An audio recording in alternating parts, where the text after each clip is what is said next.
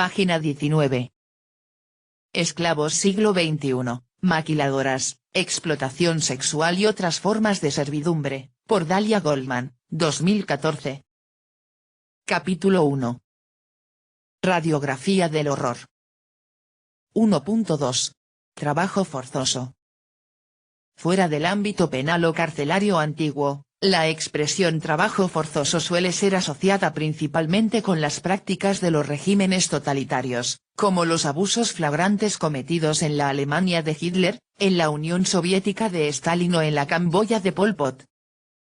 También se usa sin demasiado rigor para referirse a condiciones de trabajo precarias e insalubres, como la percepción de salarios muy bajos o para aludir a contextos donde un trabajador se siente incapaz de dejar un puesto, debido a la falta de alternativas de empleo. Hoy se considera el trabajo forzoso como una violación grave de los derechos humanos y una restricción de la libertad personal. La expresión es utilizada por la comunidad internacional, según la definición de la OIT, para referirse a las situaciones en que las personas afectadas, mujeres y hombres, niñas y niños son obligadas a trabajar en contra de su voluntad, coaccionadas por sus patronos o empleadores, por ejemplo, mediante violencia o amenazas de violencia, o por medios más sutiles como la acumulación de sumas adeudadas, la retención de los documentos de identidad o la amenaza de denuncia a las autoridades de inmigración. Aparecen entonces dos elementos claves. 1. La prestación de esos servicios se exige bajo coerción, es decir que existe un castigo real y efectivo o la amenaza creíble de una pena. El castigo, efectuado o al menos esgrimido como riesgo, puede adoptar diferentes formas, siendo las más típicas la violencia física o sexual contra el trabajador o sus seres queridos, el encierro o confinamiento, la denuncia ante las autoridades, en el caso de que la víctima se encuentre en una situación migratoria irregular, la privación de alimento, cobijo u otras necesidades básicas, las sanciones financieras, multas o descuentos por enfermedad, pérdida de herramientas o errores en la tarea, el cambio a condiciones laborales todavía peores, la exclusión de la comunidad y la vida social. 2. La prestación de servicios se realiza sin el consentimiento voluntario por parte del trabajador. El comienzo de la situación de trabajo forzoso está siempre viciado por la coacción o el engaño. Muchas víctimas se ven envueltas en esta maquinaria sin ser inicialmente conscientes de ello.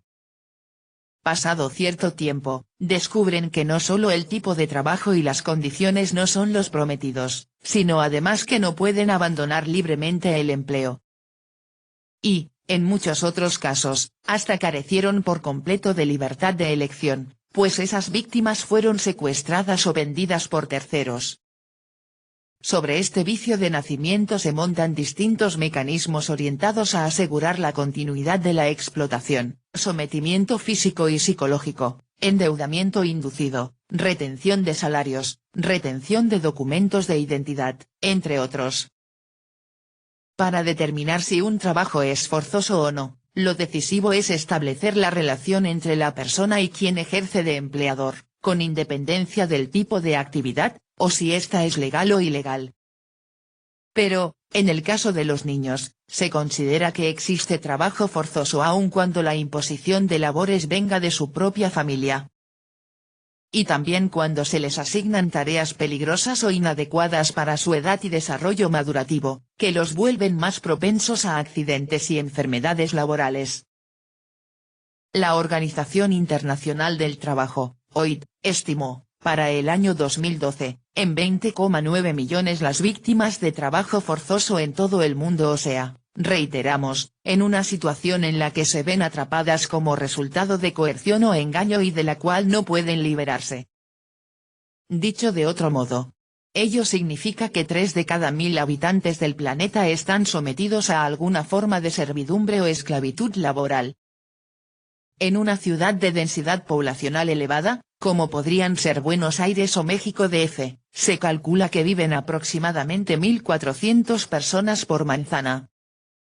Solo hay que imaginarse a 3 o 4 esclavos por manzana para darse cuenta de la sociedad en que vivimos. 1.3. un ranking afrentoso. De ese total de casi 21 millones de esclavos estimado por la OIT, la mayor parte se concentra en la región de Asia y el Pacífico, 56%, y en África, 18%.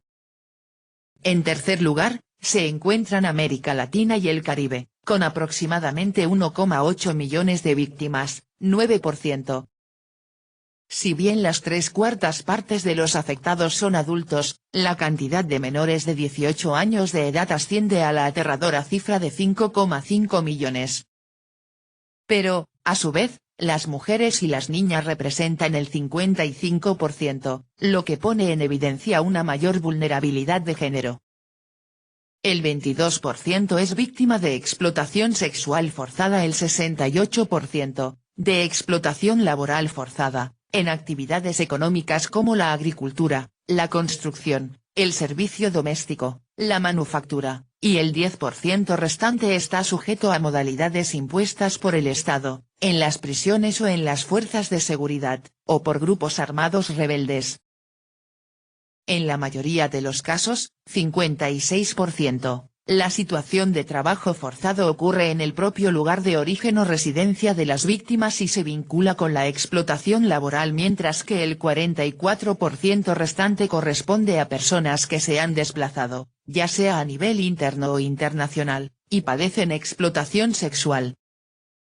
Específicamente en este ítem, la explotación sexual, el 98% pertenece al género femenino. En términos generales, la OIT identifica como principales grupos vulnerables a las mujeres, los jóvenes, los pueblos indígenas y los trabajadores migrantes. Por su parte, la organización no gubernamental Walk Free Foundation, con sede en Australia, elaboró en 2013 por primera vez el denominado Índice Mundial de Esclavitud, que proporciona una estimación, país por país, del número de personas que en la actualidad viven en esas condiciones.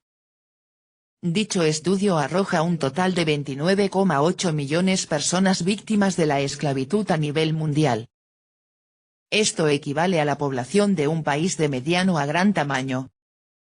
De las 162 naciones analizadas, las que ocupan los primeros 10 puestos del ranking se encuentran en Asia, India, China, Pakistán, Rusia, Tailandia, Myanmar y Bangladesh, y África, Nigeria, Etiopía y República Democrática del Congo. En conjunto representan el 76% de ese total de 29,8 millones.